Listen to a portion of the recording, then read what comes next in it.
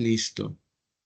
Bienvenidos hoy a lo que es la Cátedra Abierta Latinoamericana de Desarrollo Tecnológico y de Transferencia del ACSEI. Esta es la conferencia inaugural impartida por el ingeniero Miguel Ángel Sosa, un destacado profesional argentino con una sólida trayectoria en el ámbito académico, científico y de gestión universitaria. Es ingeniero químico y es decano de la Facultad Regional Delta, actual secretario general de la Jefatura de Gabinete de la Universidad Tecnológica Nacional de la UTN de Argentina. Además es profesor titular de física y docente de posgrado de la misma universidad. Inició su carrera en la Comisión Nacional de Energía Atómica, especializándose en ingeniería nuclear, planificación y economía de la energía. Ha creado cátedras universitarias en todos los campos y participado activamente en la evaluación de proyectos de ciencia y tecnología. Ha ocupado cargos muy relevantes como presidente del Consejo Federal de Decanos de Ingeniería CONFEDI y secretario de su Comisión de Relaciones Internacionales, así como vicepresidente de ACIBEI, donde fundó la Cátedra Abierta de Desarrollo Tecnológico e Innovación. A nivel internacional, ha formado parte del Comité Ejecutivo de IFES, de GEDC y del ACSEI, siendo presidente en el 2020. También ha liderado iniciativas del Centro Argentino de Ingenieros y ha sido responsable en procesos de acreditación, mejora continua en carreras de ingeniería. Ha dirigido proyectos de investigación, de desarrollo tecnológico y de servicios en áreas de impacto ambiental, producción limpia y en educación de ingeniería. Ha sido consultor, expositor internacional, autor de múltiples publicaciones y miembro de comités académicos. Su enfoque actual está centrado en la educación de ingeniería, la innovación y la transferencia tecnológica, promoviendo la integración entre universidades, sociedad y sector productivo en Argentina y sobre todo en América Latina. Con ustedes nos acompaña entonces el profesor Miguel Ángel Sosa, profesor de la Universidad UTN, para brindarnos la charla Energía nuclear y sus aplicaciones. Gracias, Miguel, por tu participación. Bueno, muchas gracias, Fernando. Muy buenas tardes a todos, a todas las personas presentes. Quisiera hacer una breve aclaración de mi presentación, que a veces los currículums quedan un poco desactualizados, pero ya hace un tiempo que no soy más secretario general de la universidad en su conjunto, que fue un honor serlo durante 4 años. Ese cargo finalizó, pero sí continúo con el decanato en la Facultad Regional de Delta. Muchas gracias, Fernando. Es un gran beneplácito para mí poder iniciar esta conversación hoy con ustedes y con quienes nos vean asincrónicamente. Quería decirles que, bueno, que la CSEI, a través de su Cátedra de Desarrollo Tecnológico y Transferencia, también del Consejo Regional de Decanas y Decanos de Ingeniería de Centroamérica, que aglutina los consejos nacionales, que la CSEI también ha colaborado en su conformación, decía que la CSEI ha identificado la necesidad y el interés de Centroamérica en comenzar a informarse sobre cuestiones relativas a las aplicaciones de la energía nuclear. Vivimos en un mundo en el que nadie desconoce que la energía, las comunicaciones, ambas muy relacionadas con la minería y también la cuestión alimentos, van a asignar en gran medida los desarrollos tecnológicos, los desarrollos de la ingeniería en el mundo. Y en este sentido, entendí que Centroamérica no puede estar ausente en las posibilidades de desarrollar aplicaciones de la energía nuclear. Entendiendo también y haciendo lugar al interés que algunos países de Centroamérica en particular y algunas universidades también han manifestado con relación a este tema. También es muy conocido el hecho de que hay un resurgimiento de la energía nucleoeléctrica, la generación de electricidad a través de la energía nuclear, en el sentido de considerarla como un puente necesario entre la matriz energética actual y una futura matriz energética de energías renovables, de energías sustentables, siendo la energía nuclear la posibilidad de poder hacer un puente entre ambas energías. También me disculpo por la demora en esta conversación de la semana pasada, porque ustedes verán que aún mantengo algún cierto resfrío que me ha atacado hace una semana. Bueno, quería decirles que la idea de esta charla, la idea de esta conversación es instalar el tema. De una manera muy generalista. Voy a compartir pantalla. De una manera muy generalista, pero también de una manera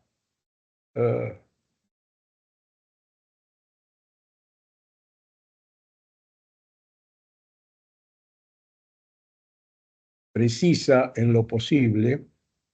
¿Se ve bien la pantalla, Fernando? Sí, se mira bien. Perfecto. Fijar los alcances de esta presentación. Los alcances de esta presentación es compartir con ustedes un nivel introductorio general de la energía nuclear. Tal vez algunos aspectos puedan parecer demasiado básicos.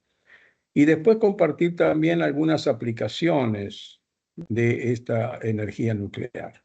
Y finalmente, en particular, la cuestión más específica de reactores y centrales nucleares, como una introducción al tema.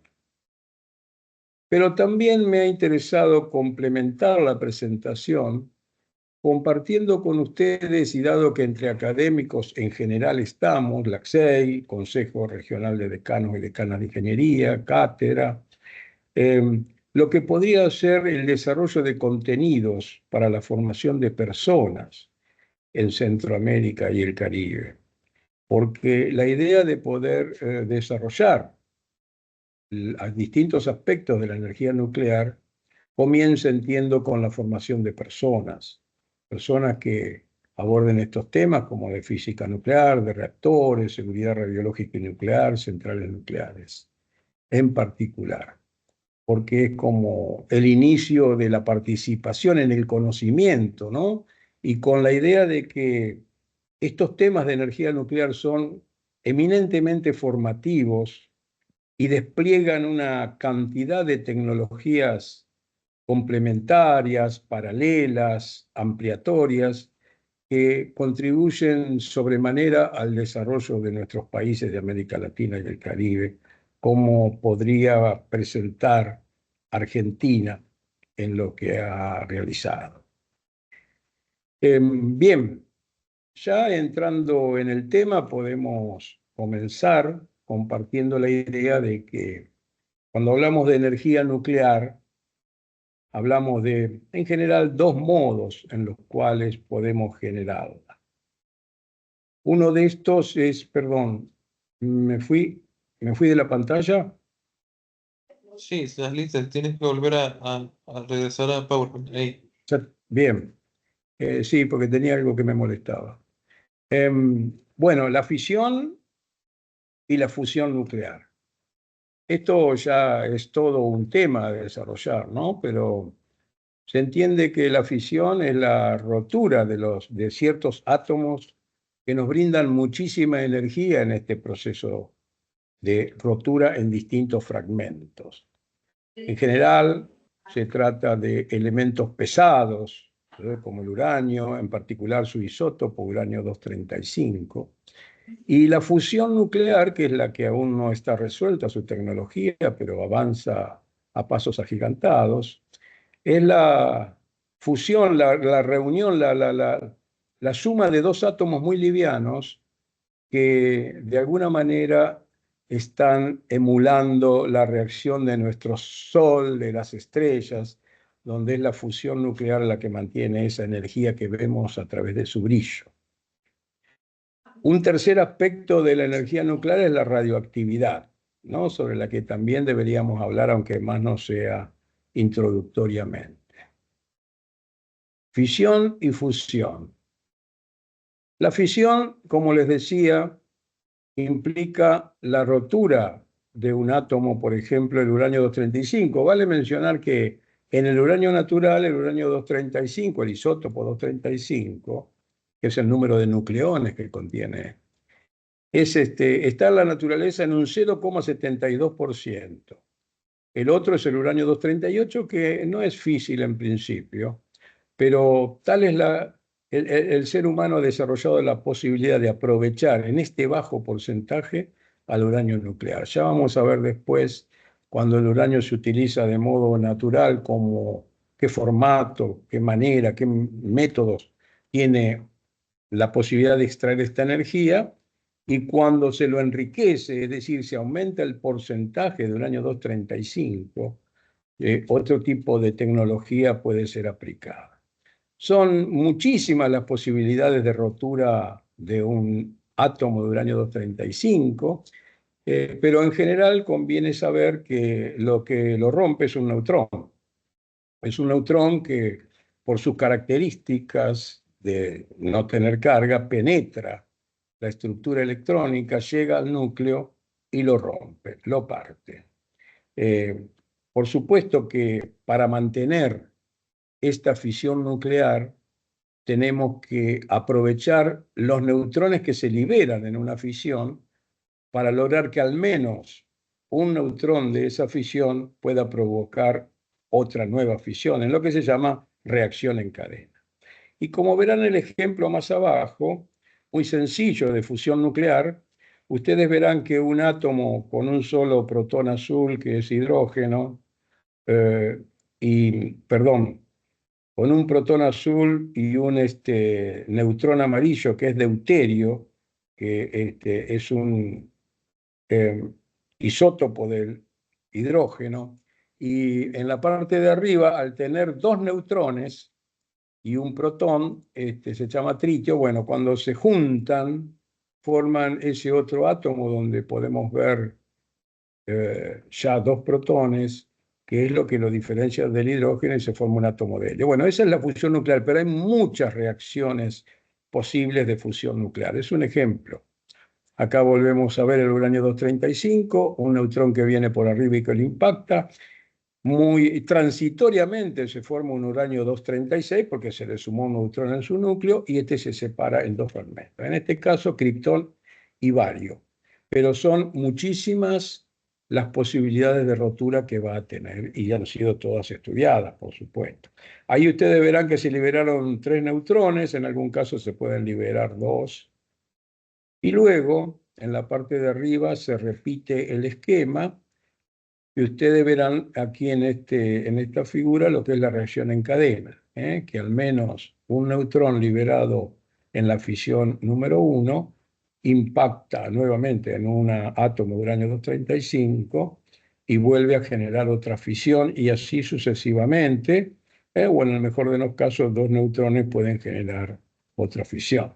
Por supuesto que esta reacción tiene que estar muy controlada, porque podría desarrollar una reacción en cadena que, si no fuera controlada, estaría generando una gran explosión, como lamentablemente la humanidad ya conoce. Aquí tenemos un detalle mayor de qué es la fisión. Ahí arriba ven el rojo, es un protón. Por tener un solo protón se llama hidrógeno. Deuterio e tritio son sus. Cuando se fisiona, produce un átomo de helio, produce otro neutrón y produce energía. Eso es lo importante. En cada una de estas reacciones se produce energía. Es una energía nuclear, es por unidad de masa muchísimo mayor a la energía química. Energía química que, por ejemplo, se libera cuando se combustiona combustible fósil, porque esa energía ocurre, como sabemos, a nivel de la capa electrónica de los átomos, que es la que reacciona liberando energía.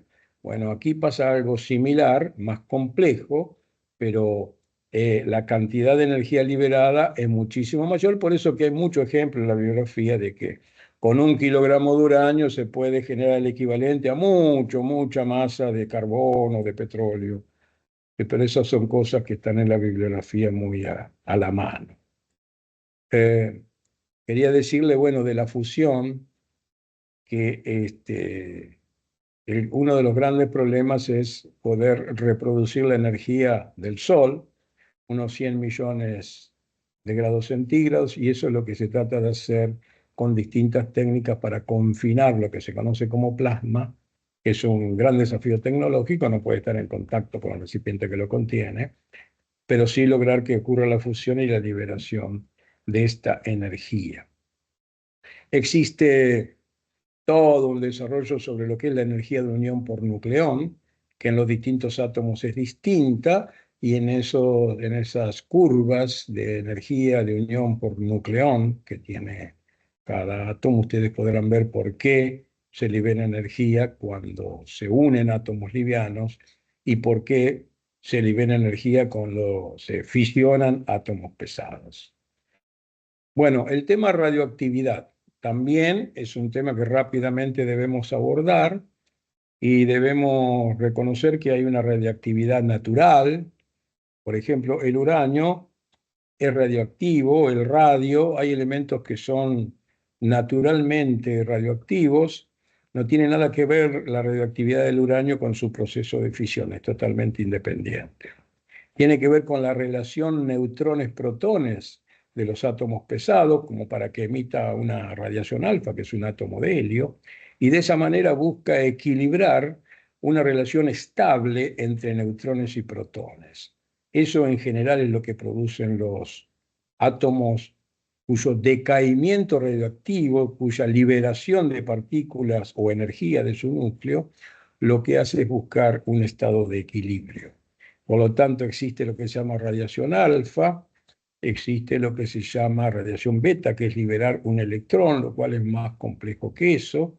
Existe una radiación gamma, que es liberar energía electromagnética. A veces la radiación gamma es posterior o complementaria de la radiación alfa o la radiación beta. Y también existe la radiación neutrónica, liberación de neutrones por parte de ciertos procesos. Bueno, esto hay que conocerlo en detalle porque las aplicaciones nucleares tienen que ver, bueno, con la fisión, la producción de energía nucleoeléctrica, pero con otras formas de aplicaciones tiene que ver más con la radioactividad que con la fisión o fusión nuclear. Por supuesto que ha habido aplicaciones bélicas y las hay, tanto bombas de fisión, bombas de fusión, que no voy a desarrollar en este aspecto, pero queda claro que eso ha ocurrido y ocurre en el mundo.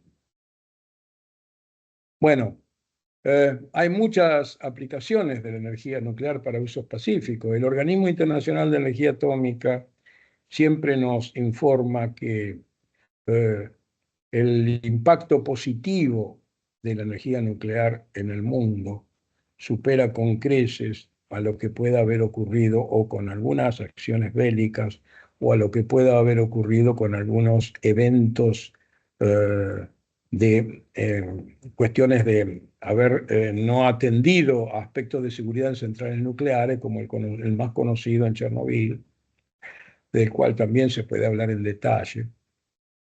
Three Mile Island, ocurrido también en Fukushima, en Japón, que están muy estudiados y han hecho de que hoy día el estudio de la seguridad en centrales nucleares haya progresado muchísimo en cuanto a sus exigencias. Sí, pero bueno, las aplicaciones de la tecnología nuclear, además de la electricidad, en la medicina, en la hidrología, agricultura y alimentación, minería, industria, arte, medio ambiente, exploración espacial, cosmología, son muy, muy numerosas estas aplicaciones.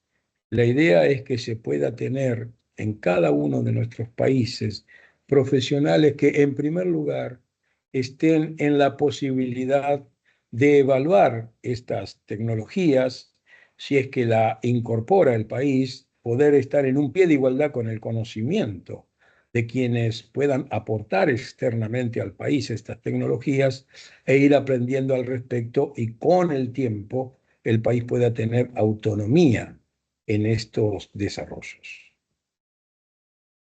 En la generación eléctrica, bueno, actualmente los reactores nucleares son de fisión, ¿sí? Como hablamos recién, y la cuestión de la fusión todavía está en estudio.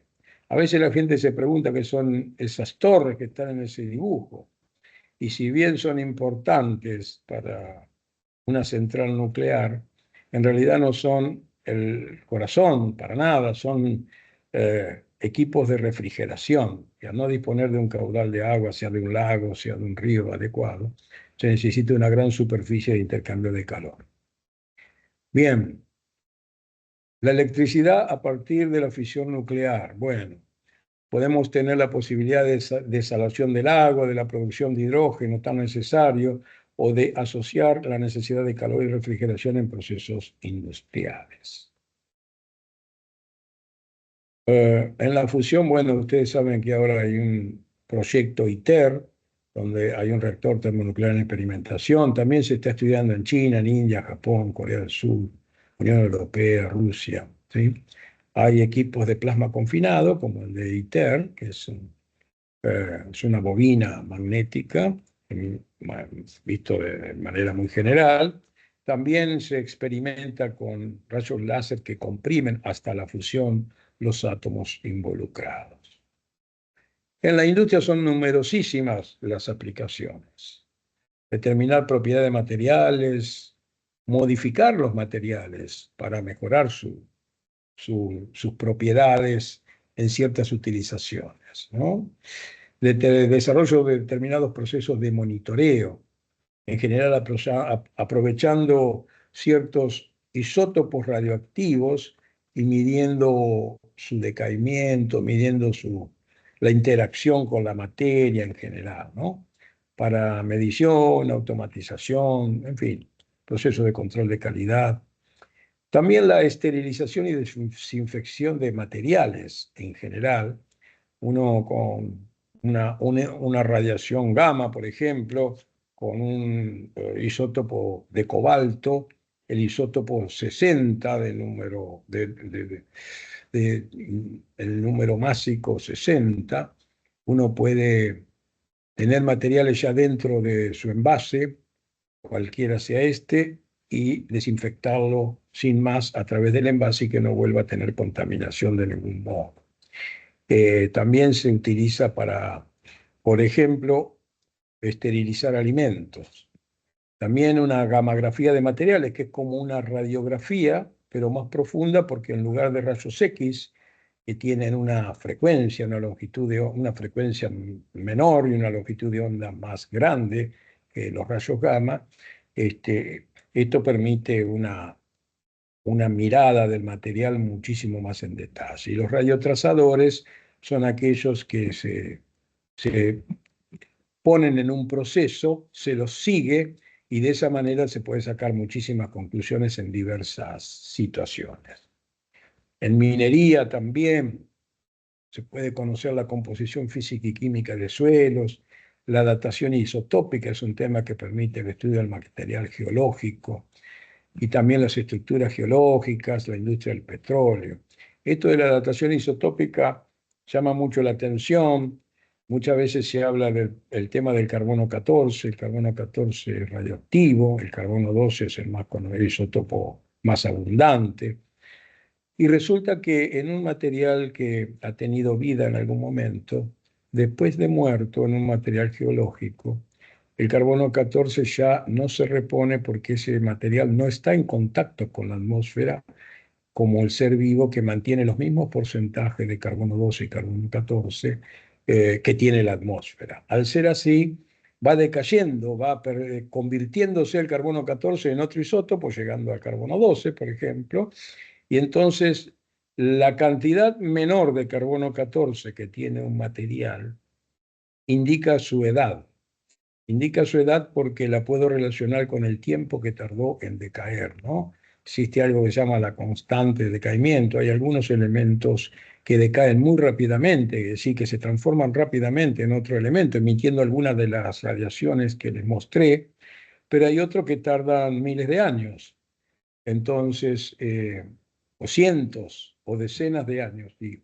Los que tardan cientos o miles permiten hacer una datación que tiene sus límites, una datación bastante aproximada de, por ejemplo, un fósil, cuál es su edad, entre otros aspectos que podemos citar. En la agricultura, ¿no? Para el control de plagas, evitar que la población de insectos tenga descendencia, esterilizando insectos. Ustedes saben que es mejor que haya insectos estériles a que no los haya, para poder ir eliminando esa población. Se irradia a los insectos antes de su incubación y después se los esparce y son estériles. Detectar enfermedades del ganado, la erosión del suelo, son muchísimas las aplicaciones en agricultura. Optimización del riego, mejorar especies vegetales a través de cambios en su genética, por ejemplo, y la disminución del empleo de fertilizante que conlleva estas aplicaciones. En medicina nuclear creo que es más conocido el tratamiento terapéutico y el diagnóstico. Las radiaciones ionizantes, que son las radiaciones alfa, beta, gamma en general, son las que se usan para estas cuestiones, ayudan al diagnóstico de enfermedades, permiten tomar imágenes del interior del paciente, como la radiografía, también la tomografía, la fluoroscopía, la resonancia, y de esa manera poder tener un diagnóstico de la persona que tiene una enfermedad.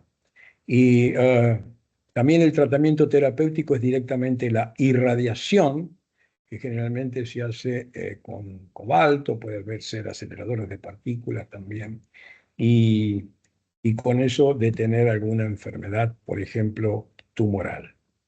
Los trazadores radioactivos se pueden incorporar en el cuerpo, ¿sí? Como por ejemplo trazadores como un isótopo del flúor que tiene afinidad con la tiroides y así múltiples aplicaciones para identificar si un metabolismo está funcionando correctamente o no. Una reacción metabólica está funcionando correctamente o no. El funcionamiento celular, explorando lo que pasa en la célula, gracias a que podemos seguirlo al isótopo radioactivo.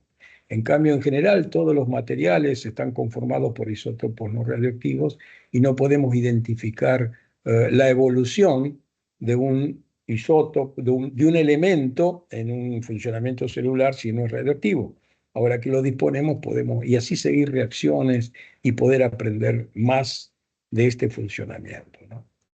Y la radioterapia es lo que le comenté hace un momento, que es la radiación directa del cuerpo humano ante esa necesidad.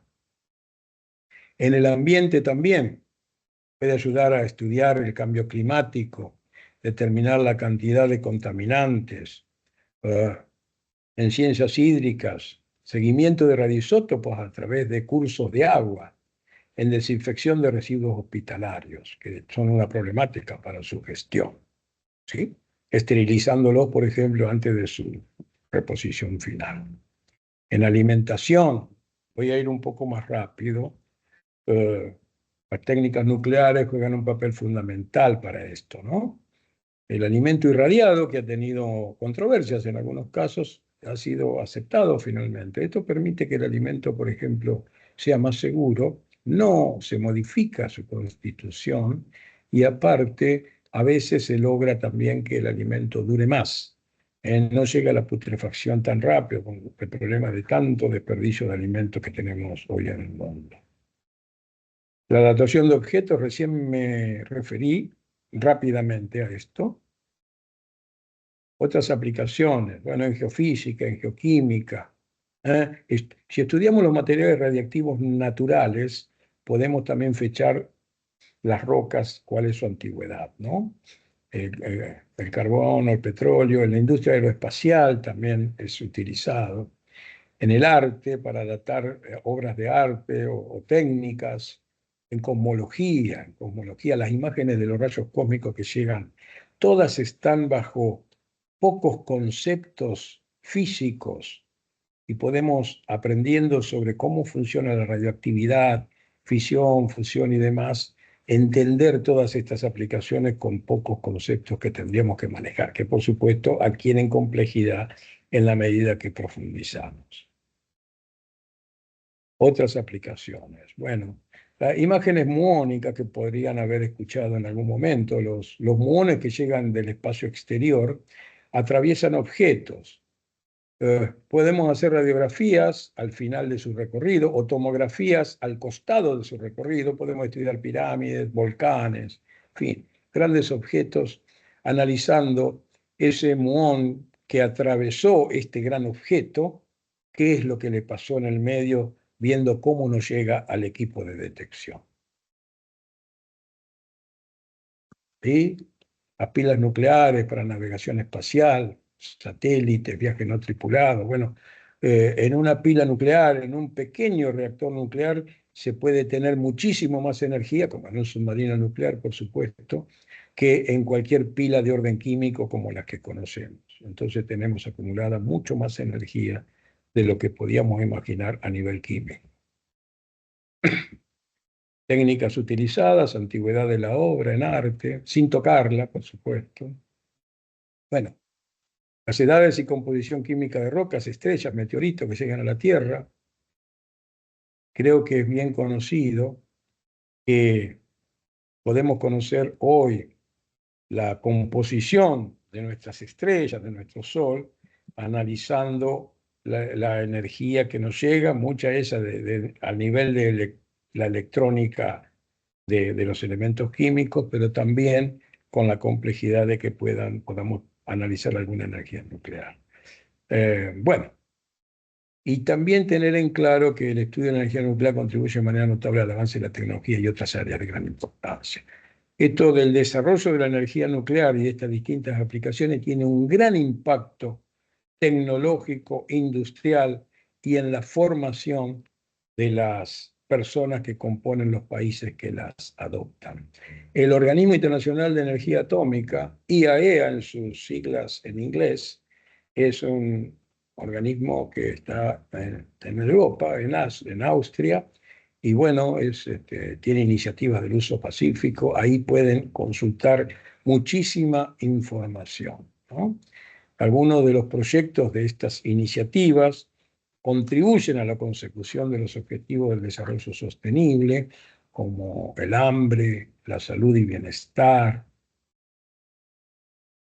agua limpia y saneamiento, energía asequible y no contaminante, industria, innovación e infraestructura, acción por el clima, vida submarina, vida de ecosistemas terrestres. En realidad, puede también contribuir seguramente a los objetivos que no he mencionado aquí, pero esto es lo que concretamente enuncia este organismo como impacto de sus actividades. Bien, hoy hay alrededor de 442 porque puede haber alguna más, alguna menos, centrales nucleares en 30 países del mundo, aportando el 10% de la energía eléctrica en el mundo. Hay 63 centrales de construcción, la mitad en China. Estados Unidos tiene el 20% de su energía eléctrica. Y los reactores modulares pequeños, hay planes para 25 gigavatios de potencia. Y los centros de datos de inteligencia artificial, sabemos todos que van a requerir muchísima energía, por eso en algunos casos y en lugares aislados se piensa en abastecer estos centros de inteligencia artificial con energía nuclear. También decir que en Francia la energía nuclear, nucleoeléctrica, aporta alrededor del 75% de la energía eléctrica del país. Francia es un país que más ha desarrollado los reactores nucleares. Y algunos países que han discontinuado sus programas, en algún caso compran energía Francia que es de origen nuclear. Bien, aquí ahora vamos a comenzar a enunciar un poco lo que deberíamos, a grosso modo y muy someramente, debería ser un plan de formación, ¿no?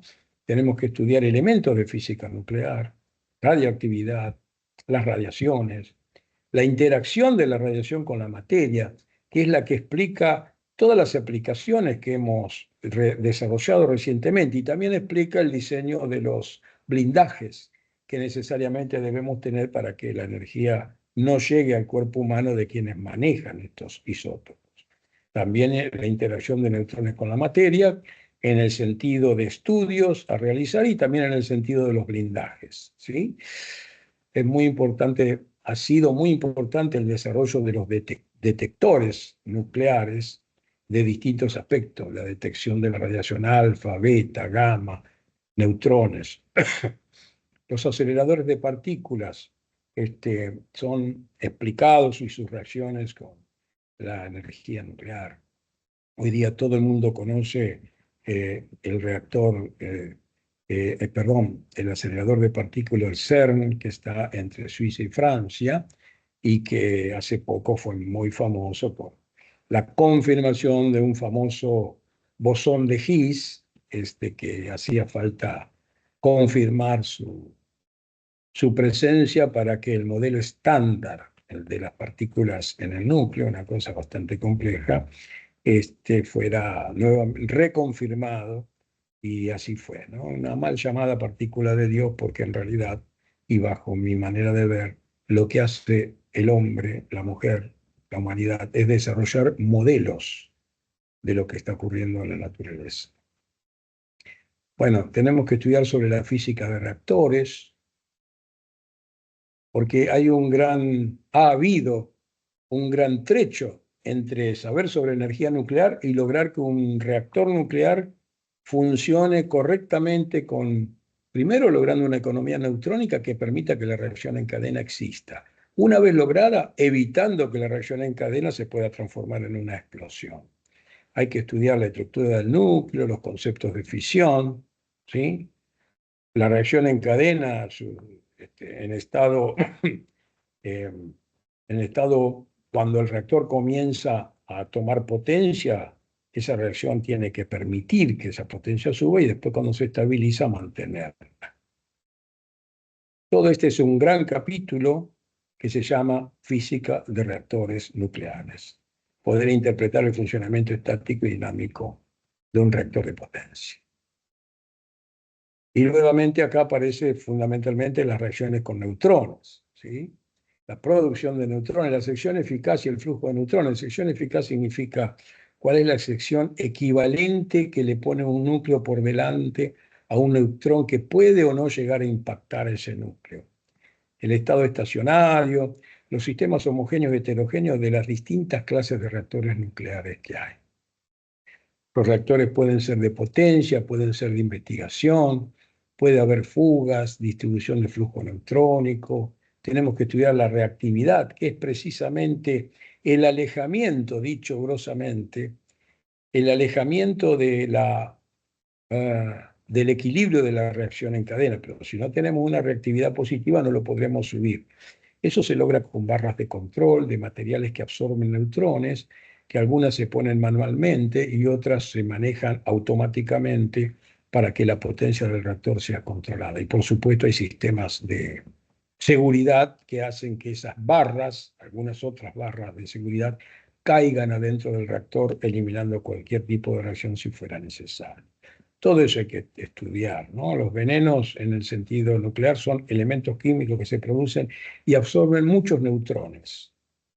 El quemado del combustible es cuánto se gastó ya de uranio 235 en el caso que se trate de un reactor de uranio, que son los que funcionan ahora. Los otros hace poco se habló algo de un reactor con torio, pero están en experimentación. Después otro gran capítulo es la seguridad radiológica.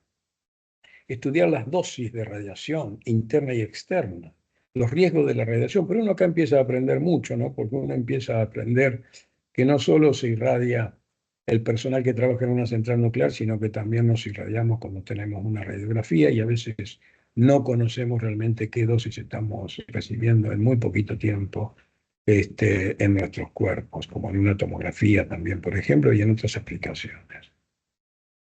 Pero estudiar la protección radiológica en detalle es muy importante para reducir los riesgos. No solo la contaminación interna de un cuerpo, sino la radiación externa y también lo que pueda ocurrir con el riesgo de la población que está, porque la pérdida de elementos radiactivos no puede ser cero, pero puede estar muy, muy controlada y está de hecho muy, muy controlada. Es importante. A mí en el desarrollo de mi carrera en este área me sirvió para poder comparar riesgos y todos los riesgos se pueden comparar solo con probabilidades de ocurrencia, ¿no? Y una de las primeras cosas que me enseñaron es que la probabilidad de ocurrencia de contraer algún tipo de enfermedad seria es mucho mayor fumando que estando sometido a una dosis anual muy controlada en un reactor nuclear o en alguna otra aplicación de esta, ¿no? O los efectos no estudiados de muchas empresas que están contaminando, a veces con metales pesados, de alguna otra manera, y no han sido estudiados correctamente ni expuestos al público. El desarrollo de la energía nuclear en general y las centrales nucleares en particular ha hecho que sea una de las primeras industrias en hacer estudios exhaustivos de impacto ambiental. Bueno, y todos estos temas deben ser abordados bajo este título de la seguridad radiológica o radioprotección, ¿no? Protección del trabajador, protección del público. La seguridad nuclear ya tiene que ver con los criterios de probabilidad de accidente que pueda tener una central nuclear, el concepto de confiabilidad de estos sistemas.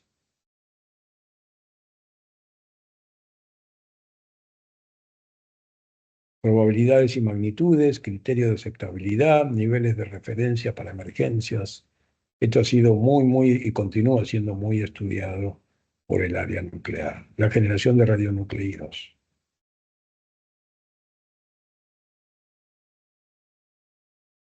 Voy a tratar de terminar a tiempo.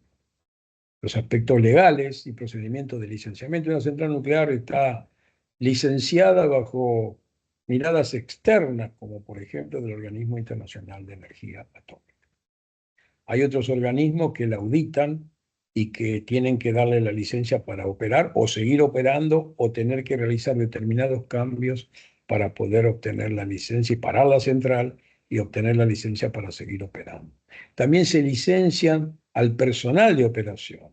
Son estudios de muchos años donde el personal estudia internamente dentro de la organización en la que trabaja y se rinden exámenes muy exigentes. Hay una licencia de orden general y después licencias específicas, sobre todo para quienes están en la operación de la central nuclear, del reactor nuclear en particular. Hay muchos tipos de centrales nucleares. Voy a ir a lo más general. Centrales con reactor refrigerado por agua liviana y uranio enriquecido. Tipo a presión, tipo de agua hirviente. ¿Por qué si está refrigerada por agua liviana y uranio tiene que ser el uranio enriquecido? Porque el agua liviana es muy absorbente de neutrones y no podría existir la cadena nuclear que necesitamos, ¿no? La reacción en cadena. Otro tipo de centrales nucleares son refrigeradas por agua pesada, agua que en un 99,99 diría yo por ciento tienen deuterio en vez de hidrógeno en sus moléculas y que no son tan absorbentes de neutrones y permiten que el uranio natural, sin necesidad de enriquecerlo, pueda funcionar y la reacción en cadena se mantenga. Pueden ser un recipiente de presión, como son las centrales de Atucha 1 y de Atucha 2 en Argentina, puede ser de tubos de presión de esta empresa canadiense, como es la central nuclear en Córdoba, también en Argentina. Esta cuestión de el uranio natural y poder acceder a las tecnologías formó parte por ahí de una estrategia internacional de que tener uranio enriquecido permite poder acceder a aspectos bélicos, en cambio con el uranio natural no se puede. Bueno, también hay otros tipos, moderados con grafito. Moderados, a ver, la palabra moderación significa que ese neutrón que salió de una fisión tiene una altísima velocidad, por lo cual tiene una baja probabilidad de impacto sobre otro, por ejemplo, átomo de uranio 235. Moderarlo significa bajarle la velocidad. Se hace con el agua pesada, en los reactores de agua pesada. Se hace con grafito en los que están refrigerados por gas. Hay reactores reproductores rápidos con sales fundidas, pero estos están más que nada en experimentación. Y están los reactores modulares pequeños, que pueden ser de cualquier tipo. Argentina está desarrollando uno hace tiempo, que es un reactor muy intrínsecamente seguro, porque si se detuviera cualquier tipo de energía que no permitiera refrigerarlo, el reactor seguiría siendo refrigerado por convección del fluido de refrigeración, entre otros aspectos, ¿no? Un diseño totalmente argentino que ojalá podamos terminar muy pronto. También están los reactores de investigación que Argentina fabrica y exporta a distintos países del mundo y ahora está renovando uno muy importante. ¿Dónde qué se hace? Bueno, fundamentalmente se hace aplicaciones en investigación, como en materiales y demás, de las cuales hemos hablado anteriormente, ¿no? Investigación básica, producción. Se producen radioisótopos, que es irradiar un material no radioactivo para que se haga radioactivo, como por ejemplo isótopos de cobalto que se ponen en un reactor nuclear, que puede ser también un reactor de potencia, como es el reactor de la central nuclear en Balsa en Argentina, y producir cobalto 60. También se estudia la dispersión neutrónica, la radiografía, la gamografía, en fin, caracterización y ensayo de materiales, se usan para enseñanza y capacitación. Es una de las primeras cosas que en paralelo con la formación de personas hace un país para desarrollar la energía nuclear en el mismo. Muchas gracias. Estoy dispuesto a contestar las preguntas que sean necesarias. Gracias, Fernando, y gracias a todos quienes han estado escuchando.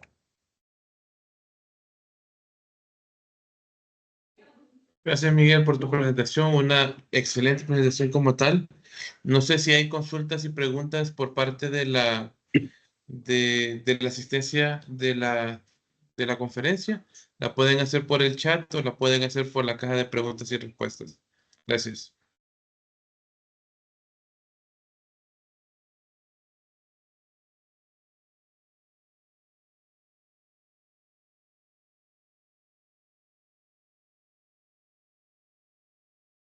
Si alguien quisiese hacer una pregunta a viva voz, también puede levantar su mano y puedo habilitarle el micrófono.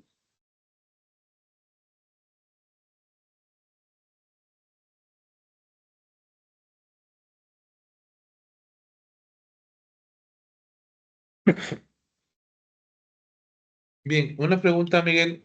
Cuál sería la expectativa o las oportunidades que puede tener, por ejemplo, un sector eléctrico como el de Centroamérica que está interconectado para poder implementar plantas de generación de energía nuclear dentro de esta región que está conformada por más de 5 países? Gracias. Bueno, yo creo que las aplicaciones nucleares son procesos paralelos. Decía anteriormente que una de las primeras cosas que se puede hacer es tener un reactor de investigación, pero también aplicaciones médicas, industriales, en fin. Ir directamente a la generación eléctrica también es posible, pero bueno, ya son decisiones de alta política en cuanto a Centroamérica o de algún país en particular. Hoy se puede aspirar a tener un reactor modular pequeño en un país solamente, o poder aspirar a una central de mayor potencia compartiendo esa generación. Pero eso es una cuestión ya de alta política en que los países deberían poder conversar. No sé si tenemos alguna pregunta por parte de la asistencia. Pueden levantar su mano si lo desean para poder habilitarles el micrófono y poder hacer algún tipo de consulta. Gracias. Si no hubiera preguntas, decir que quedamos a total disposición. Esto, por supuesto, va a ser difundido en la cátedra y va a ser difundido en los consejos nacionales de decanos y decanas de ingeniería de Centroamérica y el Consejo Regional de Centroamérica y el Caribe de decanos y decanas de ingeniería, y seguramente tendremos respuestas de interés en profundizar modalidades o cuestiones a poder seguir a partir de esta somera presentación de las posibilidades que la energía nuclear puede significar en nuestros países de América Latina y el Caribe. Súper. En este caso, tenemos también lo que es la página de YouTube de lo que es la Cátedra Abierta Latinoamericana de Desarrollo Tecnológico y Transferencia, la cual es por donde nosotros vamos a subir la grabación de esta conferencia para que ustedes también puedan visualizarla y puedan retomarla de manera sincrónica con nosotros. Asimismo, pues tenemos también otras temáticas muy interesantes de otras universidades, de otros profesionales que ya están subidas dentro de la plataforma. Entonces pueden ustedes compartir y darle un like para también suscribirse para estar pendiente de lo que nosotros vamos desarrollando a lo largo de lo que es la cátedra como tal. Agradecerle a Miguel, dado que es el presidente también de la Cátedra Abierta, en mi caso, vicepresidente de la cátedra también. Estamos muy contentos de volver a reaperturar para este 2025 las acciones pertinentes de la cátedra e ir trabajando en ese conjunto. Creo que tenemos pregunta, ¿cuál considera los grandes retos para implementar energía nuclear para la generación eléctrica en países en vías de desarrollo? Creo que ya lo conversó Miguel, y tenemos otra, como mencionaba, ¿cómo se integraría la enseñanza en esos conceptos de especialización de esas tecnologías a nivel de países desarrollados? ¿Cómo se integraría en países desarrollados? Esos tipos de conceptos, sí. Pero los países desarrollados ya han desarrollado la energía nuclear, ¿no? No sé si Me me imagino repites que la en vías pregunta. de desarrollo. Claro.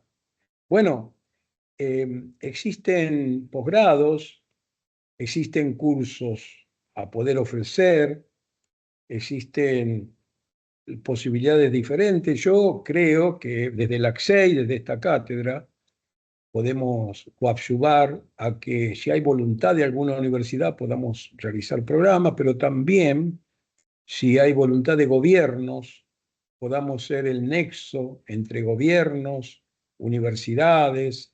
Lo ideal es si se desarrolla un proyecto nacional alrededor del tema.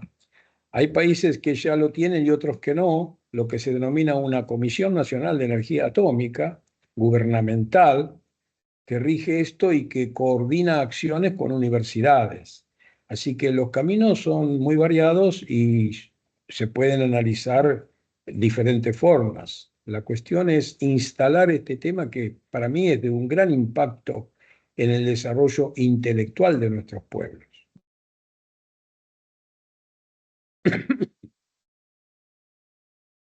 Súper, no sé si hay alguna otra pregunta de parte de los asistentes.